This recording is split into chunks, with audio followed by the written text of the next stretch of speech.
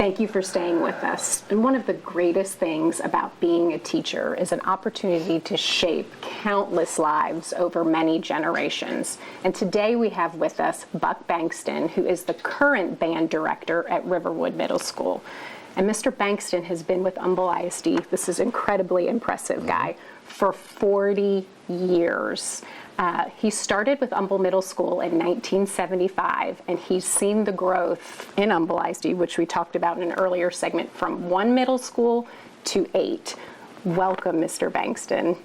Good morning. It's pretty incredible, 40 years. Thank you so much for your dedication to Humble ISD and to the students of Humble ISD. That is just incredibly impressive. It's been a fun ride. I can only imagine. Well, let's talk a little bit about that ride, if we can. You started in 1975. Start there for us, will you, and give us a little bit of background on where you started from and 40 years later.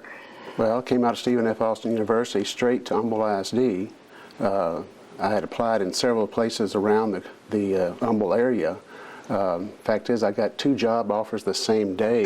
And wow. I think I wisely took the Humble ISD offer and have been here ever since. Oh, I don't know if it was wise, but it was a blessing to Humble ISD.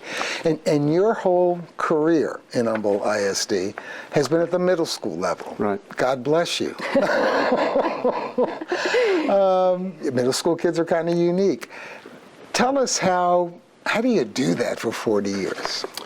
Well, one day at a time. For sure. That's good advice. That's good advice. Well, every day is a little bit of a challenge. Each different year is a little bit of a challenge. But like I say, it's been fun. And if I'm not having fun, the kids aren't having fun. So that's what keeps our band program going.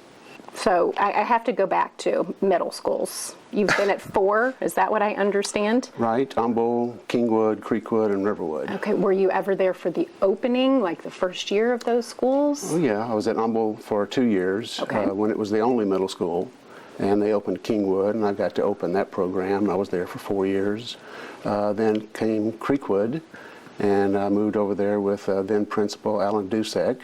And so you started at Creekwood when it opened? Yes, 1981. Okay. Wow. And then 10 years later, they opened up Riverwood Middle School, and I've been there ever since. So it sounds like you started legacies of great band programs at all of these middle schools. Well, it's always nice to go to the new building and play with the new toys. That is true. Well, and Buck, I know you as Riverwood, and just have never not been completely impressed with what middle school kids can do with a musical instrument.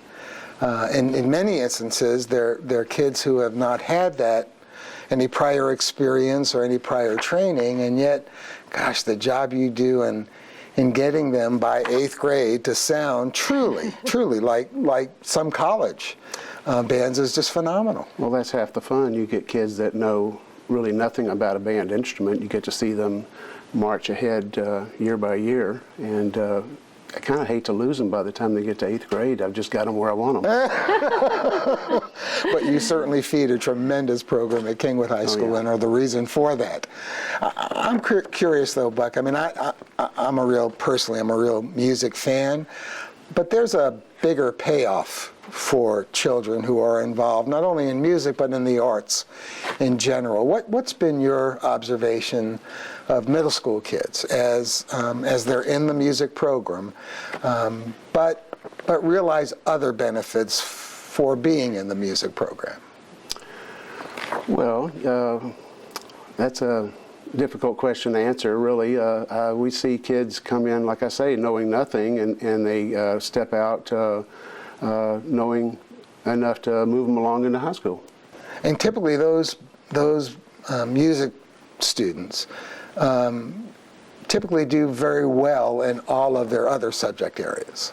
Well, right. The studies have said that playing a musical instrument or any kind of music program wakes up more of your brain. You've got your feet tapping, you've got your fingers moving, your articulation, you're focusing your vision and your hearing, and all of that together wakes up more of your brain, and it carries over into everything else they do. Yeah, and I just think that's so critical. I absolutely really do. think it's critical for our students, and obviously you've instilled the love of music into many students over 40 years. Curious, some of the students you've taught early on in your career are now adults. Do you stay in touch with your former students? I run into them everywhere.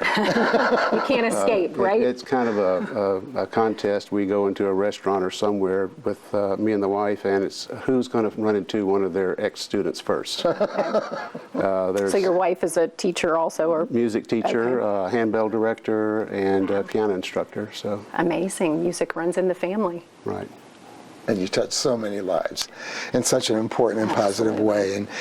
And so, Buck, I was very sad to learn when I first learned that you had made the decision to retire.